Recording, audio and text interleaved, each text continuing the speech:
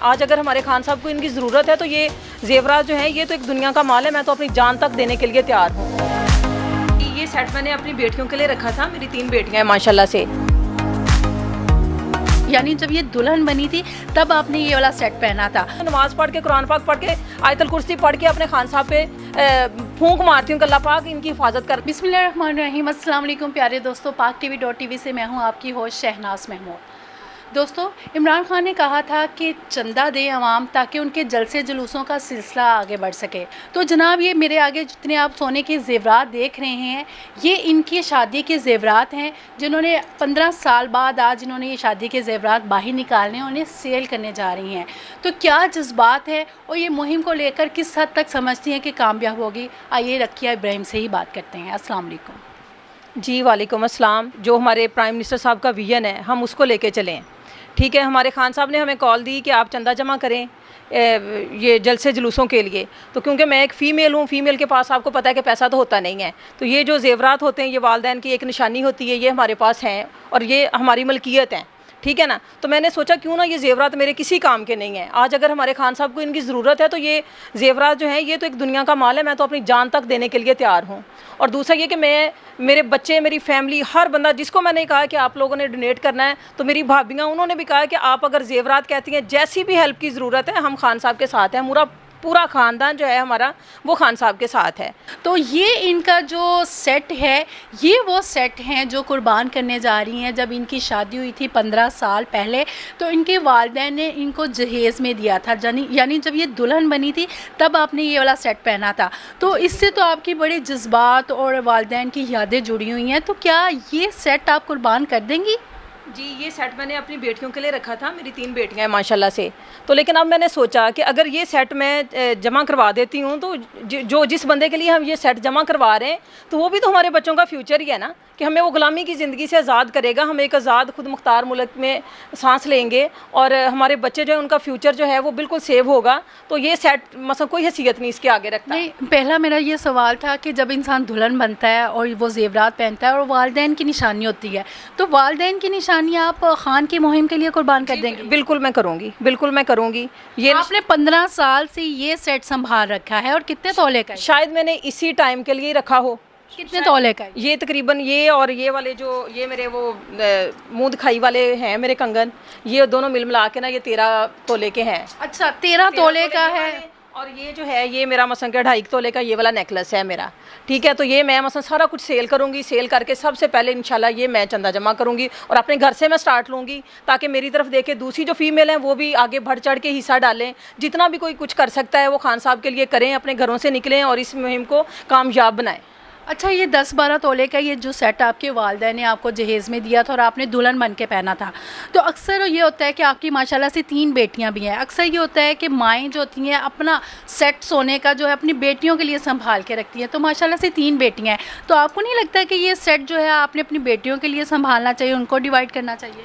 ये जो हम काम करने जा रहे हैं ना, ये भी बेटियों के लिए, मेरी बेटियों के लिए नहीं, ये पूरे पाकिस्तान की बेटियों के लिए, ये पूरी कौम की जो बेटियाँ उनके लिए हम ये काम करने जा रहे हैं। ये सेट क्या, बाकी भी जो मेरे पास, यहाँ तक मेरा दिल करता है कि ये जो मेरा घर है ये भी अगर सेल करके ना तो मैं खान साहब के लिए कुछ कर सकूं तो मैं ज़रूर इंशाल्लाह करूंगी। अच्छा, इन्होंने रकिया साहिबा ने बहुत बड़ी बात कर दी है कि ज़ेवरात तो ज़ेवरात, ये जो घर है आपकी अपनी मलकियत है? जी अल्हम्दुलिल्लाह मेरी अपनी मलकियत है। और इस कितने मरले का ये मेरा घर जो है ये 13 मरले का है। अच्छा, कह रही है कि 13 मरले का ये घर है कि अगर इनको घर भी गिरवी रखना पड़े, घर भी सेल करना पड़े, तो इमरान खान की मुहिम की खातिर, उनकी चंदा मुहिम की खातिर ये भी सेल कर देंगी।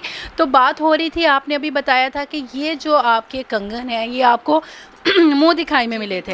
ये कंगन इनको मुंह दिखाई में मिले थे। तो मुंह दिखाई वाले कंगन बड़ा संभाल के रखते हैं, तो आप ये भी सेल कर देंगे? मैंने ये जो सारा कुछ इधर रखा है ना, ये मैंने इसीलिए रखा कि इनको मैंने सेल करना है, सेल करके मैंने चंदा जमा करना है और करके अपने खान के लिए मैंने अपने घर से ये मुहिम स्टार्ट करनी है। तो फिर ही हम दूसरों को ये कहेंगे कि आप भी इसमें हिस्सा डालें, सारा कुछ करें। तो अगर मैं खुद ही मसलन ये चीज़ें संभाल के रखूँगी तो मेरे ख्याल में कोई भी आगे नहीं निकलेगा। तो आपके जो शौहर हैं उनको एतराज़ नहीं होगा कि मुंह दिखाई में मैंने दिए थे और आपने? नहीं, उनको पता है, क्योंकि मैं ये देख लें कि मैं पहले किसी और पार्टी में थी।